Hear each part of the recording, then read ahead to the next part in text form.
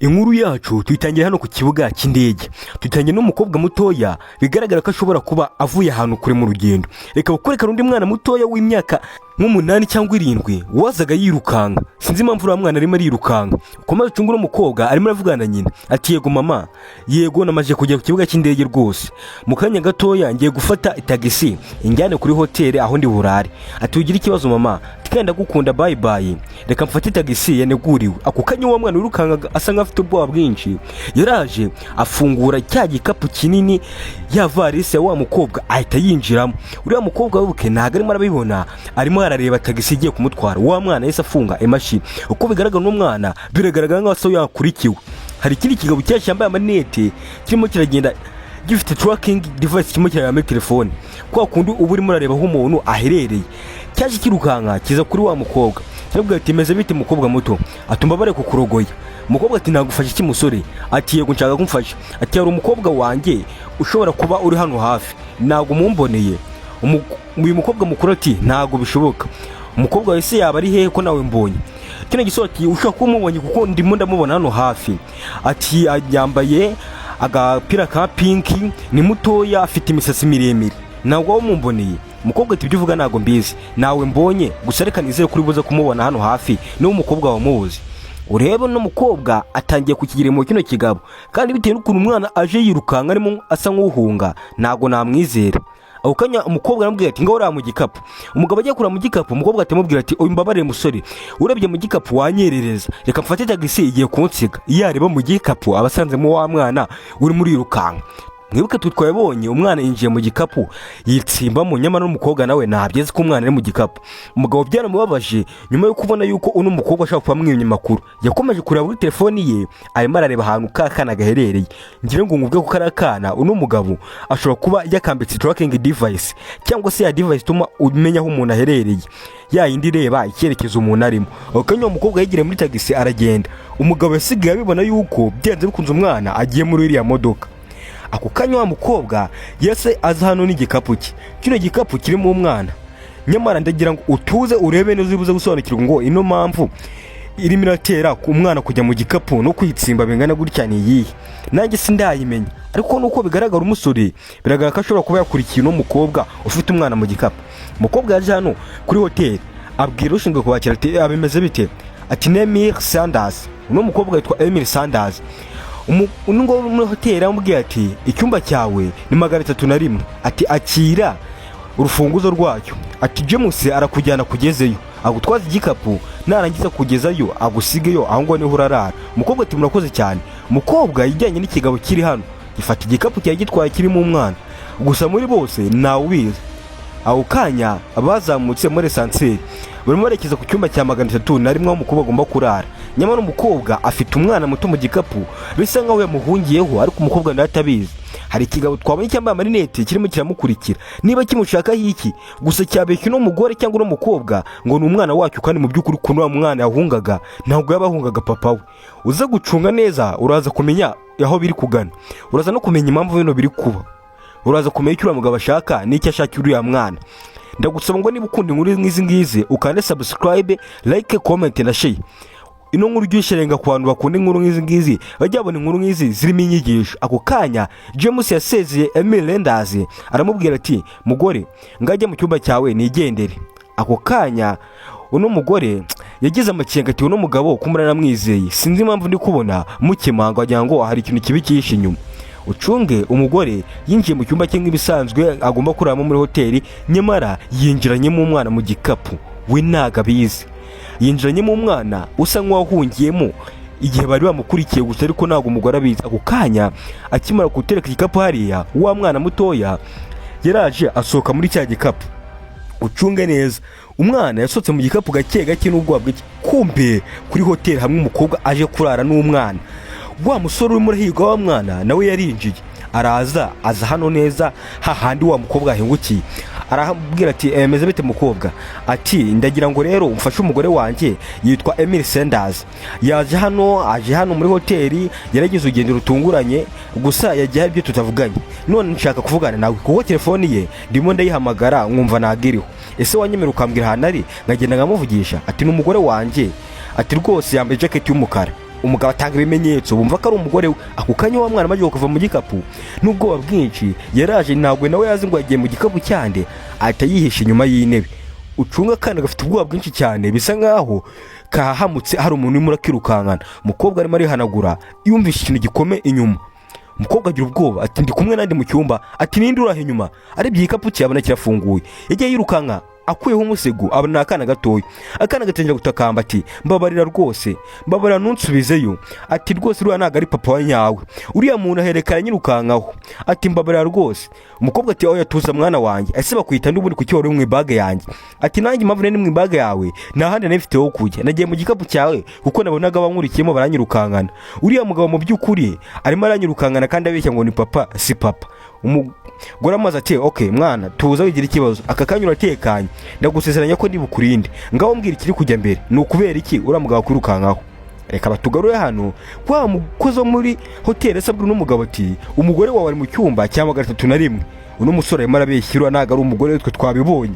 Ukomeza ucunga akurikiye umwana niwe arimo arashaka. Yabajije umwana ati ese undi kuki wa mugabo arimo arakwirukankaho? Aturiya mugabo ni rushimusi, ashimuta abana bato nkanjye akajya kubagurisha mu bihugu by'Abarabu. Niyo mpamvu rero nanjye arimo arashaka ngo angurishe. Ngiye rero niyo mpamvu urimo ndamucika. Ako kanya bakiri muri ibyo barimo baravugana, wa mugabo yese kumanga icyumba yakigezeho. Ukomeza ukurikire. Yabwiye umwana ati ngaho ugende ujye muri toilette ube wihishemo. Umwana yaraje araza kwihisha muri toilette ngo umukobwa ajye gukingura arebe. Ucunge neza wa musore urimo arahiga kana urushimusi ushaka kukagurisha yagize hano ku cyumba cya hoteli. Umukobwa asutse yarikanze abanyari wa musore baratanya ati barasuzanya ati niki nagufasha musore ko wakomeje kunkurikira? Atumbabarire. Ati rwose rushuka nkaho imitungo yacu yivanze, birashuka ko mu gikapu cyawe wajyanyemo umutungo wanjye, kandi rwose uramutse umfashije wawunsubiza hakiri kare. Umukobwa ati umutungo wawe wuhe? Ati listen unyumva neza, hari umwana mutoya ndimo ndahiga, ni umwana wanjye kandi ari mu gikapu cyawe, niyo mpamvu rero ushaka wamunsubiza aka kanya rwose. Ati reka mutore. Umukobwa ati oya ibyo ntibishoboka, nta mwana mfite hano njyewe aho gushaka kunyinjirana. Umukobwa ati akinga n'ubwoba bwinshi. Ikigabo cyagize umujinya mwinshi cyavuga ati nta n'isoni urimo uranyima imari ishyushye irimo amafaranga. Umugabo yase akomeza aragenda. Ukubaza ucunge ntabwo nzi ngo biri buze kugenda gute. Ako kanya wa mugore cyangwa se wa mukobwa yaraje afata ka kana gatoya, arakabwira ati mwana mutoya soka, ari hano yaje kukureba. Umwana ati oya ntabwo bishoboka, ati arimo aracyanyuma aranyirukankaho. Ati mwana muto ugira ikibazo ndakurinda, wigira ubwoba nubwo yaje hano. Ako kanya cya kigabo cyese kiza kuri wa undi James watwaje wa mukobwa igikapu, aramubwira ati igikapu cyangere wakiyobeje wakijyanye mu muryango wa 301. Uno mugabo James ati ntibishoboka, ati igikapu najyanye ni cy'umukobwa. Ati ntago ari cy'umukobwa. Ati kandi shaka ko kira igikapu genda ukakinzanira kirimo imari yanjye. Wumve agiye ku mukozi wa hoteli. Ako kanya uno musore yahise afata amafaranga menshi cyane atahereza uno mugabo. Uza kubicunga uraza kwibona. Aramubwira ati rero fata akantu nyine nawe urabyumva, ugende hariya mu cyumba cya 301 unzanira igikapu kirimo, ni cyanjye cyayobeyemo. Umugabo yasabika ruswa, sinzi n'ubibonye ukuntu abitsa amafaranga ngo ijye kuzana igikapu mu cyumba cy'abandi, kandi uri biro ntabwo biba byemewe kujya mu cyumba cy'umuntu utamubaje cyangwa kwiyahura mu cyumba cy'umuntu ngo nuko mwamucumbikiye muri hoteli. Ni amakosa akomeye cyane. Uno mugabo nagiye gukora ibinyonyeje y'amategeko, agiye gukora ubugambanyi ngo agambanire wa mukobwa ajye gutwara igikapu kirimo umwana. Nyamara mwibuka ko umwana yatangiye gucikishwa na wa mukobwa. Uze gukurikira neza uraza gusobanukirwa uko biri buze kurangira. Ako kanya wa mukobwa yaje arimo agenda yitsimbatsimba n'ubwoba bwinshi, arasohoka ngo abanze arebe hanze niba wa mugabo warushimusi yagiye. Asohora akana ati mwana muto ve tugende ndebe ko ntabwo yohamagara ubutabazi mucikishe kuko ubuzima bwe buri mu byago. Bamanutse kuri esikariye ngo arebe ko yajya kumutegera imodoka hanze bakagenda. Ukomeza ucunge neza uraza gusobanukirwa impamvu ibintu byose birimo biraba. Ako kanya umukobwa ageze hasi arimo aragenda, yabonye cya kigabo ngo ni James kiza gikenguza kimwe cyamutwaje igikapu bajya mu cyumba cya 301 hamwe yari bwarari. Cyaraje kitagikingura kinjira mu cyumba cye. Umukobwa arabona ko mu cyumba cye naho hari umugabo winjiyemo utezewe. Ako kanya cyaraje gake gake ngo ugiye kuzana igikapu kirimo. Reka bakwereka umukobwa n'umwana muto baramanutse. Ako kanya bageze hano Yesu abona wa mugabo urimo aramuhiga, abwira umwana ati mwana genda ujye muri dushe z'abagabo ziri hari ahirya witsimbe mu indani. Umwana bamwohereje muri dushe, umugore atagenda. Amaje kugenda cya kigabo kimuhamagara ati urimo urajya hehe? nshaka ko tuvuganaho gatoya tukagira ibyo twumvikanaho. Ati waza hano se tukavugana? Umugore aremera araza kuko yabonye ko kino kigabo ari ikicenyisha no kumugirira nabi. Gusa umwana wibuka mwohereje hehe mu bwogero bw'abagabo. Uze gukurikira neza ino nkuru uraza gusobanukirwa impamvu uriya mwana arimo arahigwa ndetse nuko biri buze kurangira. Kugira ngo mwibutse ngo wakanda subscribe niba utarayikanda kugira ngo tujye tubana buri munsi mu nkuru nk'izi ngizi. None kigabo cyatangiye kubwira n'umuntu ati wa mukobwa we ufite ikintu kitari icyawe, uriya mwana ushaka wamuma. Uno mukobwa ati ntabwo nzi ibyo urimo uravuga. Ikigabo ati urimo urakina nanjye? Wikina nanjye rwose. Ati ndabizi neza ko mwiriya bag yawe nini harimo umutungo wanjye kandi n'umwana ndimo ndahiga. Ushaka rero wamuma ibi tukabirangiza hatajemo amahane. Ako kanya umukobwa rikaba kuri kigabo ngo ni James cyazanye ya bag. Bazi ko ari uwo mwana ari. Umugabo yarasetse cyane ati wahereka rubimisha ariko ngo wenda mufata. Umukobwa ati nta kintu kirimo wifungura. Ati ceceka aho ngaho ndabyirebera. Ako kanya cya kigabo cyatangiye kumutuka gifunguye ibag ikize ko ari uwo mwana ari, cyabonye nta urimo, cyagize umujinya. Ati okay nta kintu bitwaye. Ati imikino niba ari ushaka turayikina kenda biziko biruzo kugeraho ingaruka mu nyuma. Uriya mwana wamumaye. Uno mukobwa ati nta mwana mfite nta none igize mbona. Ati wundi urimo urambaza iki ko twahuye twese turi abagenzi ukaba ushaka kungirira nabi? Umugabo ati sinjya nyine iyo mikino nawe wa mukobwa we. Ati ariko gusa biraza kurangira wowe bihombeyemo. Reka ukwereka umukobwa yese ahamagaza umukozi wawo ndi wo muri banki. Ati sorry nako muri hoteli. Ati mutuzane icyo kunywa mabuja. Ako kanya umukobwa yese ahereza uno wundi agakayi ngo yandikemo ibyo ashaka ko babazanira. Yese yandikamo ngo help ucunge WC cyangwa se ubufasha muri toilette cyangwa ubufasha mu bwogero bw'abagabo. Ati mu bwogero bw'abagabo hakenewemo ubufasha. Ucunge neza ko mukobwa ari umunyabwenge. Asendika gapapuro ati hakenewemo ubufasha. Uyu mukozi wo muri hoteli abibonye agira ubwoba bwinshi cyane ariko atagenda aratabaje mu buryo bwa gisirimu. Iki gisori ntabwo cyabimenye by'umukobwa yanditse. Ako kanya uyu nguyu yaraje ahita ahamagara nimero y'911. Mwibutse ko ngiyi nimero ya polisi mwabira bihugu by'abazungu. Iyi ngiyi abahamagaye polisi ako kanya yiteteraho. Uno mugabo yakomeje kugira ati bundi uriya mwana ari hehe? Ati wamumaye bitaraba bibi. Umukobwa ati umwana ntabwo nzi ahantu ari nta nonyeneye kumenya rwose kuko sinigize mubona. Uyu mukobwa nawe amaze kubona ko muri toilette no muri douche akenewemo ubufasha yaje nawe n'ubwoba bwinshi. Ibaze no murakubwiye ngo genda utanga ubufasha muri toilette utazi ngo urabuhandi nte wagira ubwoba. Yaje n'ubwoba bwinshi araza atanya gukomanga ati ninde urimo? Ati hano harimo ndi. Ati nundi urimo imbere. Ati nyamuneka kingura nje kugufasha. Ntabwo nzi ngo urinde ariko banyoreje ngo ngubufasha. Ako kanya yarakinguye abona nta kana kagakobwa gato yagakinguye gafite ubwoba bwinshi cyane. Yavuze ati mana yanjye ese wagizemo hano gute mwana muto? Ni ibiki byabaye ko mo barambwira ngo nguhereze ubufasha? Habaye iki? Umwana yamubwiye ati tonde kunyirukansa nkwereke. Ati hari ikintu mbonyemo hano mu nkweto zanjye. Reka nkwereke wa mwana afashe ka tracking device kakandi karimo karatuma wa mugabo amenya ahantu ari bagakura mu nkweto agasiga hano. Sinzi niba ibintu bibonye urubuze kubyibuka ikintu bimaze. Tracking device umwana yakabonye mu nkweto agakuramo none bagasize muri wese nta nubwo bazi ngo ni ibiki. Ahanga ni nk'Imana ibi bikoze. Uyu mugabo ntago ari bwoze kongera kumenya ahantu kano gakobwa kari kuko tracking device barayitaye. Ako kanya wa mugabo yasaza hano yirukanka. Mwibutse arimo tracking ya device cyangwa se kakuma kari mu nkweto z'umwana. Azahamagara ati mwana muto. Ati mwana muto uri hehe? Ese mwana muto kuki ukomeza kunyihisha? Nta kintu kibi ndi bukugire. Ushaka waza tukagenda. Cyaje hahandi wa mwana yarari kizi kariho umwana akiri. Kiza gihamagara hano kuri toilette kirakomanga. Ukomeza ucunge neza uraza gusobanukirwa uraza no kumenya impamvu ya bino byose biri kuba. Ati mwana muto vuye tugende rwose wigira ikibazo nta kintu ndi bugutware. Ati mwana muto. Ati ni njyewe. Ati sinzi impamvu ntabwo no ryanjye urimo urarimenya.